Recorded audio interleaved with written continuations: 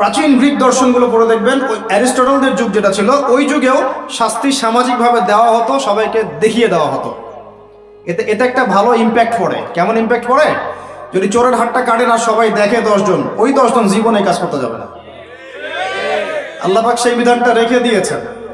আর প্রাচীন গ্রিকের যে দর্শন, এটা বিকৃত, কিন্তু ওই সভ্যতার মধ্যেও তো আল্লাহর নবী এসেছিলেন, আসেন নাই?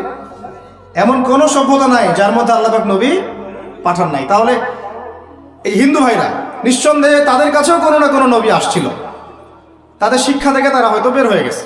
আল্লাহ পাক বলেছেন ওয়ালিকুল্লি কওমিন হাদ, প্রত্যেকটা কওমের মধ্যে আমি নবী পাঠিয়েছি। প্রত্যেক কওমে, তার মানে এই সভ্যতা যতদিন থেকে ঘুরছে পৃথিবী, আদম আলাইহিস সালামের পর থেকে, প্রত্যেকটা স্থানে, কালে, পাত্রে আল্লাহ রাব্বুল আলামিন নবী পাঠিয়েছে। তাদের মধ্যে কেউ ছিলেন নবী, কেউ ছিলেন রাসূল।